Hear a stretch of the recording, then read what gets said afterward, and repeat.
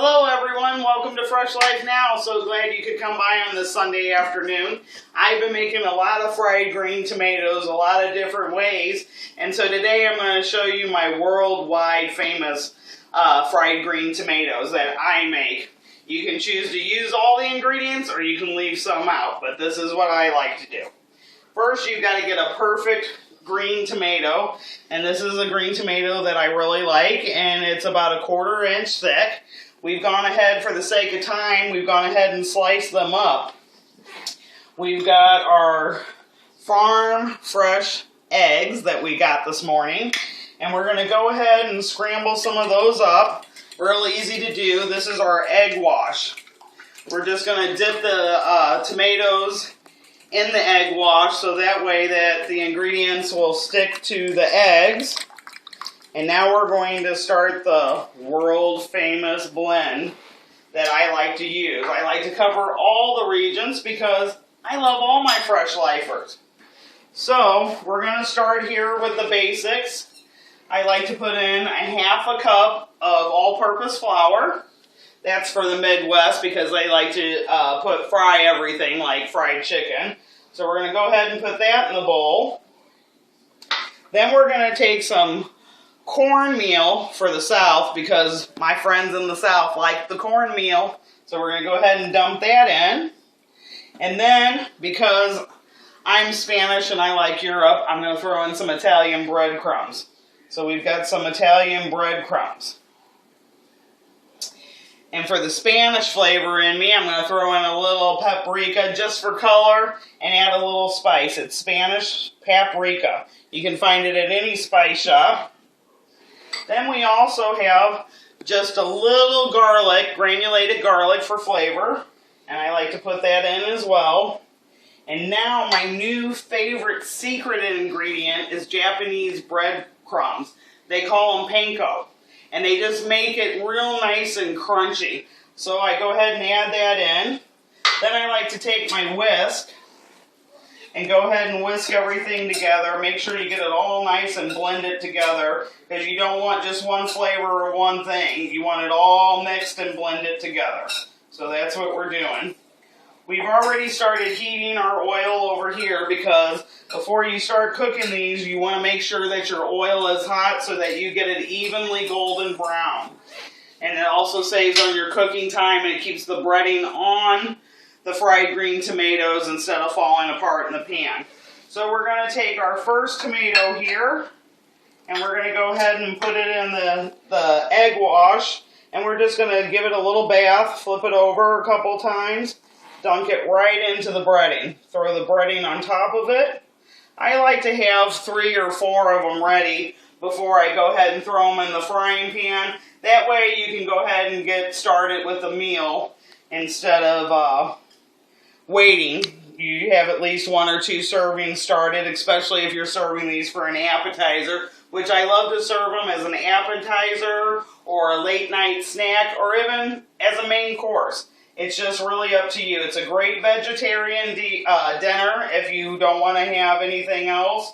It's real refreshing in the summer. It's not too heavy, but yet it fills you up because of the breading.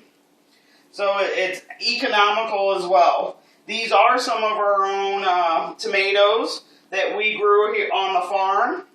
And we also grew them from our seeds that you can get at FreshLifeNow.com.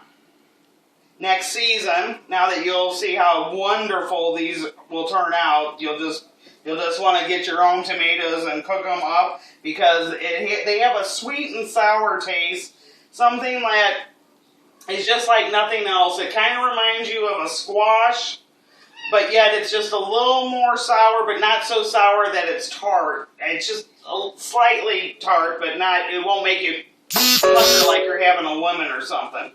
So I'm going to go ahead and rinse my hands off here. And I hope you ladies are happy that I kept my promise that we're going to go ahead and make these fried green tomatoes. So we're going to go ahead and put them in. Be careful when you're putting them in. You don't want to get burned. And if you got a little side that's dry, just go ahead and dip it and give it another dunk. Won't hurt it at all. See, the oil's nice and hot. They're getting golden brown already. We've got 4 of these bad boys in here. But my family always wants more, so I'm going to keep on fitting in as many as I can in this biggest iron skillet that I got. I prefer an iron skillet, but that's just me. I'm a little old-fashioned, and it just seems when cooking Southern food, you've got to have an iron skillet. So we got another one in there. It goes very fast. I also recommend that you get yourself a pair of tongs. I would not know how to cook if I did not have tongs. They come in handy. They're a blessing, and they keep you from burning your fingers. So I'm just going to go ahead and push this one over here. Rinse my hands again. As you can see, they're already browning up, and the gentleman filming today is Courtney, and we just want to welcome Courtney on the team. He's part of Fresh Life now, too. So he's giving us a hand because we had to give Reggie a day off. So, for those of you missing Reggie, sorry. So we're going to go ahead and flip this first one over, see how nice and golden brown it is already. Because we had the grease, the grease was already heated up to 375 degrees so that they would cook nice and brown and even. I wish you could smell it. They still haven't showed me how we can get smell-o-vision, but I am working on it. So we've got our first one done here. We're going to go ahead and plate it up. Let the excess oil run off. They're not the healthiest of meals, but they sure are tasty, and they'll always remind you of summertime. And we're just so glad that you all stopped by. And we're going to plate these up. And I might even take a quick bite. Look at that, nice and golden brown. And we've only been cooking here for a couple of minutes, and we've already got a nice appetizer going. You could also make a dipping sauce with it if you want.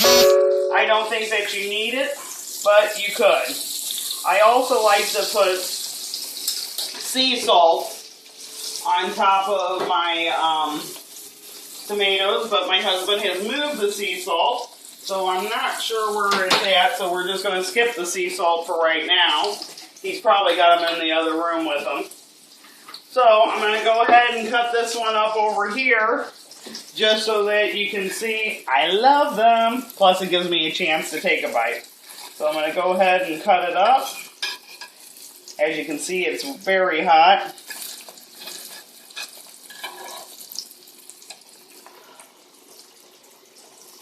So here's to y'all, and here's to some home cooking and fried green tomatoes and everything that's great about summer. Have a blessed day and see you real soon. Thanks.